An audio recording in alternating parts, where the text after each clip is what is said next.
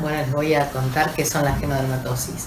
La genodermatosis son un grupo de enfermedades hereditarias en general que se caracterizan por la alteración de un gen que en general cumple una función para mantener la piel en forma adecuada. Y muchas de esas enfermedades, al estar ese gen afectado, determina que se manifieste la enfermedad a nivel de la piel. Por eso se denominan genodermatosis. Son varios los genes implicados en que nuestra piel luzca anormal. Es por eso que, por ejemplo, hay genes que se encargan de que ustedes la piel la vean, que no se descame. Ustedes no se dan cuenta si se descama y eso se hace todos los días en forma imperceptible. Cuando hay una falla en ese gen que determina esa función, vamos a tener, por ejemplo, el grupo de las enfermedades que se caracterizan por la piel seca, gruesa, como si fuera con muchas escamas, que es, por ejemplo, el grupo de la ictiosis. Nosotros los médicos lo llamamos con alteraciones en la queratinización. Cuando tenemos genes que están afectados, que se encargan de la función de mantener en forma adherida las distintas capas de la piel, vamos a tener esos síndromes con fragilidad cutánea, entre ellas, por ejemplo, la epidermolisis ampollar, también llamada piel de cristal. Podemos tener múltiples afecciones porque los genes que se encargan en nuestro organismo de estas funciones de mantener la piel en forma adecuada son muchísimos.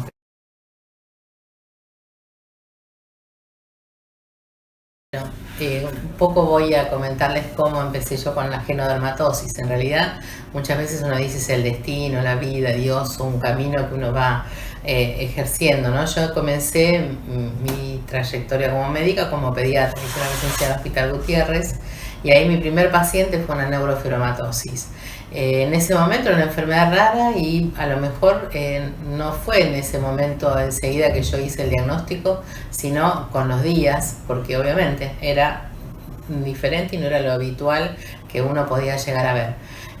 Y después de ese empezaron a venir más pacientes con genodermatosis y veía que eran, primero, que eran enfermedades raras, segundo, que era muy difícil sobrellevar una enfermedad crónica para todos esos familiares, necesitaba de un apoyo integral, necesitaba el apoyo del pediatra, digamos, para guiarlos en esa vida, para fortalecerlos y que siguieran adelante junto con ese hijo, y yo pienso que siempre con el optimismo y la esperanza de que siempre existe la posibilidad de una terapia, de algo nuevo que surja para transformar a lo mejor eso más oscuro que uno ve al principio, de decir, uy, tengo un paciente o tengo un hijo con una enfermedad crónica, y bueno, eso me pareció muy interesante. El destino hizo que cuando hice neonatología, obviamente recibía a los pacientes y veía ahí en ese momento muchas veces que había manifestaciones en piel que me servían a mí para guiar o ver cosas por dentro, es decir, que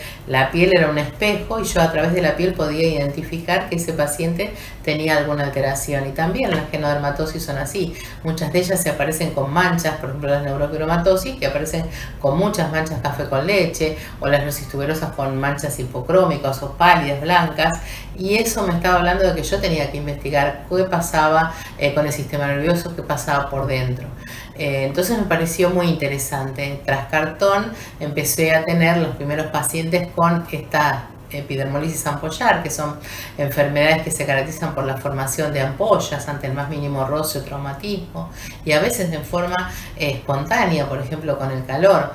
Entonces, como uno le dice a la mamá, es muy difícil abrazarlos, es muy difícil hacer que haga las cosas que hacen todos los chicos. Entonces, más me llevó a ver cómo podíamos ayudarlos, de qué formas podían no tener dolor, y cómo podíamos hacer que la vida de esos chicos mejorara y que mejorara la calidad de vida del chico y de la familia.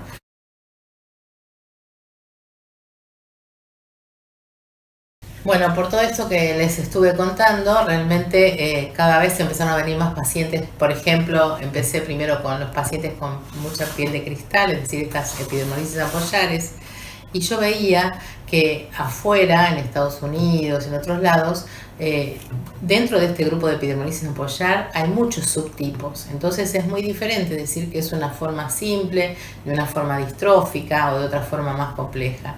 Y encima no solo tienen las ampollas en piel, sino según los tipos pueden tener ampollas por dentro.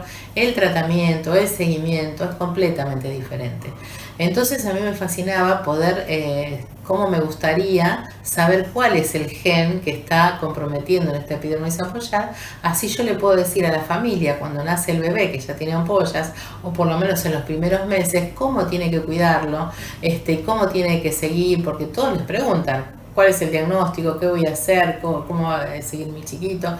Bueno, y esa respuesta la tenemos realmente con seguridad si tenemos el estudio molecular. Entonces, ante esa incertidumbre y esa necesidad que tenía, me puse en camino. Justo Dios me puso al lado mío a la doctora Alicia Michenko, que es la que puede hacer los estudios moleculares junto con todo el equipo, Mónica Natal, Laura Balinotto, Silvina Luso, y junto con ellas empezamos a hacer, fuimos los primeros en hacer en Argentina el colágeno 7, secuenciando eso, y pudimos detectar esas epidermolisis ampollares distróficas que, si bien no son las más frecuentes, son las que más complicaciones tienen. Entonces yo tengo un paciente que le encontré ese gen, ya sé seguro que tiene esa o que tiene otra más simple. Entonces eso me ayudó muchísimo. Y bueno, empezamos con eso y pudimos después hacer otros genes y añadir, y ahora gracias a Dios podemos hacer o mostrarles a los pacientes o a los familiares realmente una amplia gama de genes que podemos estudiar para identificar cuál es realmente el subtipo de estas enfermedades. Eso permite mejorar el diagnóstico precoz, hacer un tratamiento adecuado y de acuerdo al gen, no confundiéndonos, porque a veces la clínica, por más que yo sea muy experta, nos hemos dado cuenta que el gen a veces mutado es otro y me permite hacer otro camino de tratamiento y otro camino de investigación. Y en realidad el futuro está basado precisamente en este diagnóstico molecular, ya que en otros, en Europa y en Italia, por ejemplo, a través de modificar, de saber cuál es el gen que está alterado, se modifican unas células que se llaman stem cell y después se vuelve a hacer una planchita de piel, y a lo mejor es un futuro para mejorar a los pacientes.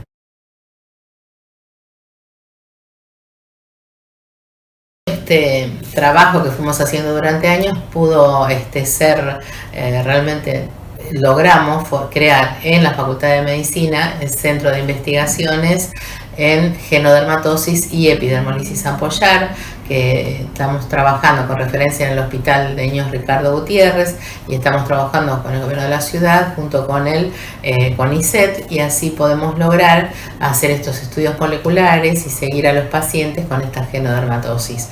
Esto nos permite, como fui diciendo anteriormente, un diagnóstico certero que nos va a permitir un tratamiento oportuno y adecuado. Hoy por hoy es un tratamiento sintomático, pero certero y sabiendo qué es lo que voy a apuntar para mejorar la calidad de vida de estos pacientes.